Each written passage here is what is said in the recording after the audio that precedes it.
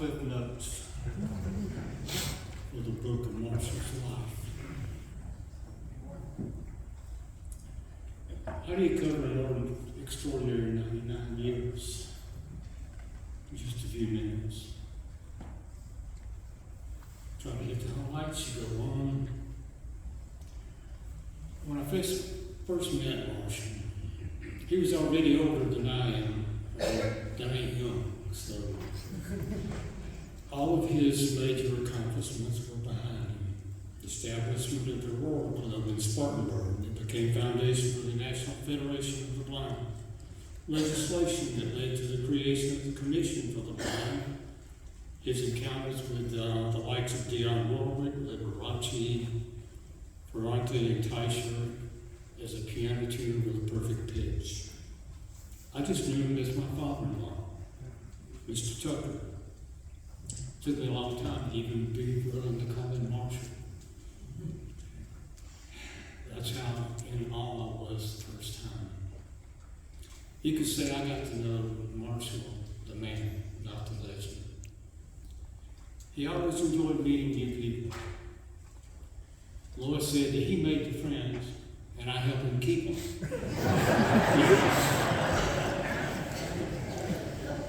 All the anniversaries, birthdays, special occasions that you're supposed to remember, they were in Lois's internal calendar. Marshall loved this church. He talked about this church all the time. The first check he wrote every month was here.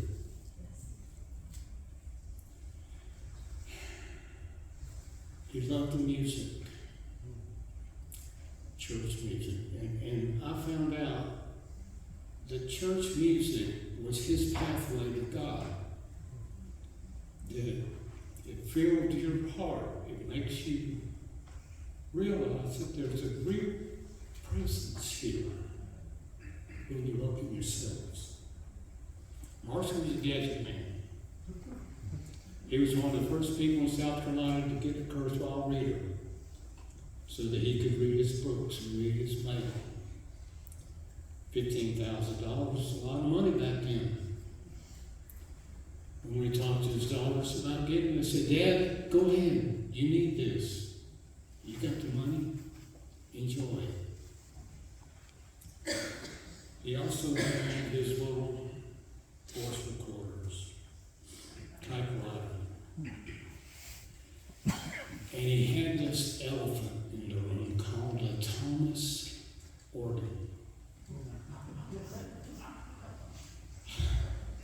My late brother-in-law, Henry, bless his soul, he had to work on that thing. Anytime there was the least little scratch in one of those sliding volumes, or if there was a crackle or a stuck button on the sound console, Henry was something. You gotta come fix this thing. When Marshall found out I knew a little bit about computers, he tried to draw me in. I remember walking in the office one day and he had this huge book in his lap and he was reading along and said, "Hey, I'm glad you come. What do you know about Google?" And I was like, "Okay, maybe I don't know as much as I thought I did." There were other toys, the Alexa, the Google Home, the conversion from digital analog TV to digital TV. Changing all that out. The day Windows XP was taken away. Broke my heart. His too. Many times over the years I had to rely on Charles, Black, and Tom, and Daryl trying to find answers from Marshall. Because I found out real quick that when you say, "I don't know," and you don't say, "I'll find out," behind it, that was not acceptable. Okay? Marshall was an avid reader. He read all the time. He was a history buff. He loved history. Me, not so much. I had a hard time with it. But he got me hooked. on historical novels and detective stories. I don't know if y'all know Clive Cussler, but he said, I got a book I want you to read. Just read it, tell me what you think about it. And we read the first novel, and I said, I kind of like that. I've read the whole series. Thank you, Marshall. You got me back to reading because I hadn't done any of that since college. Marshall loved his Gamecocks. His brother Joe introduced him to baseball when he was a kid. He would say, I can put my finger on Joe's shoulder and he can take me anywhere. But they used to go to baseball games down in Charleston and in Somerville. Later on in life, he got to really hooked on South Carolina baseball. Again, I'm a football person, baseball wasn't my thing. But he told me, he said, baseball is a thinking man's game. And Friday before the game, when the phone rang, I better have the lineup ready. He wanted to know who's batting when, okay, who's going to be pitching. I just had to read the line out of the paper. He had all the stats up there in his head. So, football. Anytime there was a game on and he wasn't going to be home, he had that little radio with him. He was going to listen to that game, no matter where. We were over at Carmen's one time watching the Citadel game. And Marshall had the radio on, we had the TV on. There was this real crucial fourth down. We were all sitting there watching. Marshall's listening on the radio. Oh man, they didn't make it. And it hadn't happened on the TV yet. It was the second delay. Okay? So, spoiler alert, if you want to know what's happening on TV, take Marshall with his radio. I don't know.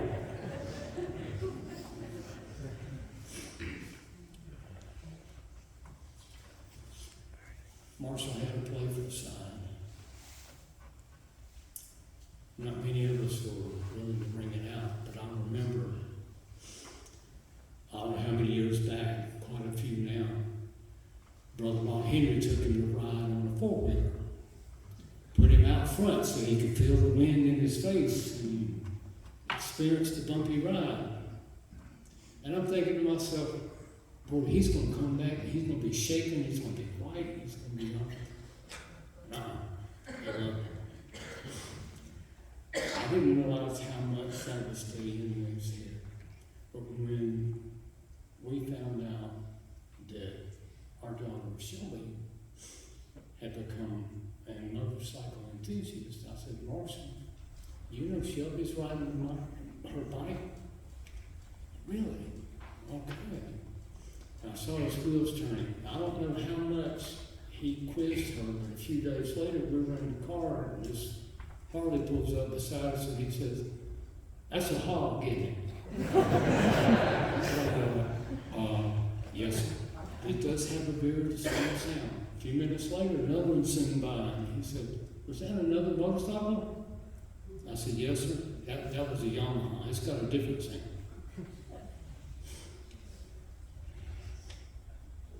Another story about his playfulness.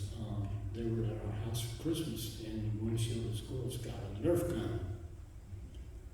And I'm going to quote this one. Give a blind man a Nerf gun and see how everyone starts ducking. Okay? She took a picture, and that impish smile on his face, just said it all. As Marshall got older, he started to reflect on his life, and he tried to look back. And he called Debbie one day and had a list of all his first grade class members. And from Ridgeville, and I was like, who in in this room can remember all of their first grade class members' first and last names. After 90 years, that's him. If he gets your name and your voice in his head, he doesn't forget you. Ever. Well, we tried to research, and about a week later he called back, wondering how it was going, and there was there's one more name. And we even tried to find that one, and unfortunately, they were all passed. They were all gone. Even that last name had died 2 months before. And he made the remark, he said, nobody's going to come to my funeral. I'm going to have to live everybody. And Dickinson leader now going to raffle off TV, and we'll have a big long line. Marshall, take a look. Okay. No raffle needed. Marshall was a walking GPS. He had directions in his head. When we went to take them somewhere, all I had to do was, Marshall, how did I get there? He gave me turn by turn. Anytime we would take them. There was only one time I can remember. We had a morning funeral in Aner, and an afternoon funeral in Somerville. So we left Aner. He got me to the church, right to the cemetery in Aner. No problems whatsoever. He said, well, how are we going to get back? And I said, well, they said that 17A goes across. Well, so we started this, it's all back country, low country, abandoned shrubs, shanties. Martha said, Deb, what do you see? I said, what do you mean? She said, Danny, why do you care? He said, I just want to know what's around here. He was a Google map, putting it in his head and making landmarks so that if he ever has to go that way again, he's going to know. Marshall also gave directions in life, probably to every person he ever met. He took Scripture seriously. Jeremiah 29:11 was one of his favorites. For I know the thoughts that I think toward you, saith the Lord, thoughts of peace, not of evil, but to give you a future and a hope. He always held out hope up until the very last day. I used to ask Marshall, why do you do some of the things you do? He gets money here, he just buys stuff there. He says, I said, can you really afford to do all this? And he said, I have never given anything out that it did not come back to me even greater. That was an example, I think, that he wants all of us to follow.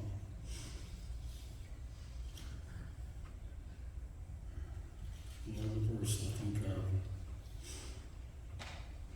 You can't live life with fear, he said. You have to live a life of trust in God and yourself and each other. He believed in interdependence, not independence. We talked about, I want my independence. I want to do my way. You can't do your way without hurting someone else, but when you do your way, helping someone else, it makes everything better.